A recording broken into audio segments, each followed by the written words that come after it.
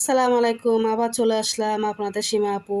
আমার ভাইয়া ভাইয়া ভাইয়া বোন ভাইয়া আপুরা ভাইয়ারা কেমন আছেন? বড় ভাইয়ারা বড় আপুরা ভাবিরা কেমন আছেন? আলহামদুলিল্লাহ আমি ভালো আছি।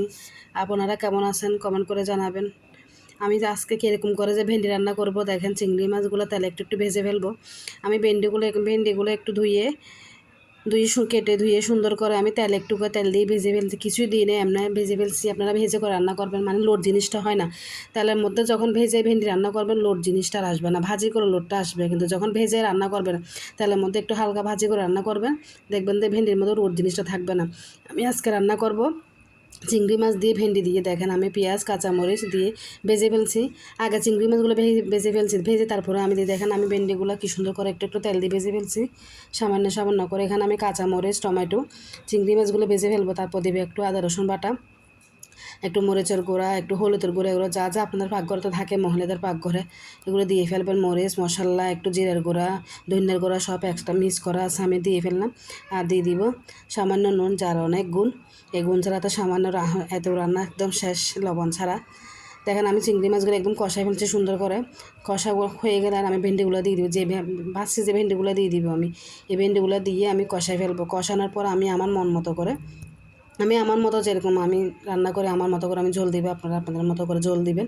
এরকম করে ভেন্ডি কে কে রান্না করে কমেন্ট করে জানাবেন। আর আমার মতো করে দেখেন, ভেন্ডি খেয়ে দেখবেন রান্না করে চিংড়ি মাছ দিয়ে ভেন্ডিগুলো আগে ভেজে ফেলবে, রান্না করে দেখিয়েন, দেখবেন অনেক স্বাদ। রোড জিনিসটা হয় না, অনেকজন তো ভেন্ডি রোড যে খেতে চায় না, একটু শক ভাব করে। এরকম করে কেউ আমার মতো করে এরকম করে রান্না করেন আপনারা, আর ভেন্ডিগুলো শকাবেন না, সুন্দর করে রান্না একদম অনেক মজা লাগে। এরকম করে চিংড়ি মাছ দিয়ে ভেন্ডি রান্না করবে, ভেজে ফেলবেন আগে, রান্না করবেন, দেখবেন অনেক স্বাদ, সেই স্বাদ লাগবে। আমি আমার মতো করে ঝোল দিয়ে ফেললাম, লাস্টে আমি ধনেপাতা দিয়ে ফেললাম। বা এখন ধনেপাতা দিলে আসলে অনেক সেন্ট লাগে, তরকারি অনেক মজা লাগে ধনেপাতা তরকারি, আমার থেকে অনেক ভালো লাগে। এদিক দিয়ে দেখেন আমি আপনাদের ভাইয়া বাজার থেকে রুই মাছ আনছিল, রুই মাছের ডিমও হয়েছিল। আমি আজকে একটু রুই মাছ রান্না করি, এক তরকারি দিতে ভাত খাওয়া আসলে তেমন এলাকার ছেলে মেয়ে 2-3 থাকে না, ভাতও খেতে চায় না। আমি আজকে মাছ রান্না করবো, রুই মাছের ডিম আমার অনেক পছন্দের। আমি কষাই ফেলবো, আমি এরকম সুন্দর করে কষায় মাছ রান্না করলে আমার থেকে অনেক ভালো লাগে। মানে সুন্দর করে মাছটা ধুয়ে কষায় রান্না করবো, ভাজা রান্না করা একটা, আর কাঁচা মাছের কষায় যখন রান্না করবেন একটা মাছ, সেটার ঝোল দেখবেন আলাদা একটা মজা লাগে, সেই স্বাদ লাগে। টমেটো দিয়ে সেরকম একটু বসা করে রানলে মাছ অনেক মজা লাগে। মাছের ডিম হয়েছে, সেই মাছের ডিমও দিয়ে দিব আমি। মাছের ফোতনা বলে আমি ফোতনাটাও দিয়ে দিব। আপনারা কে কীরকম আমার দুইটা রান্না কীরকম হয়েছে কমেন্ট করে জানাবেন। আর আমার ইউটিউব চ্যানেলতে সব একটু সাবস্ক্রাইব করে দিবেন, লাইক দিবেন, কমেন্ট দিবেন, শেয়ার করে দিবেন।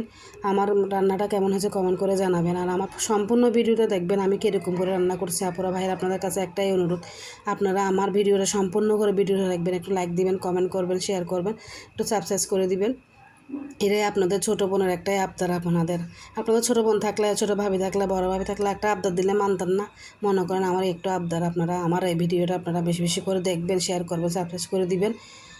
দেখেন আমি বেলুনটা একটু দিয়ে ফেললাম, বেলুনটা গ্যাসও নাই। আপুরা ভাইয়েরা এমন অবস্থা, আপনার জন্য আমার নিজের জন্য রান্না করতেছি, আপনাদেরকে দেখার জন্য আমি রান্না করতেছি। আমার রান্নাটা কেমন হয়েছে সবাই কমেন্ট করে জানাবেন। আমার মতো করে রান্না করে দেখবেন, সবাই দেখবেন অনেক মজা পাবেন। সবাই ভালো থাকবেন, সুস্থ থাকবেন, আল্লাহ হাফেজ।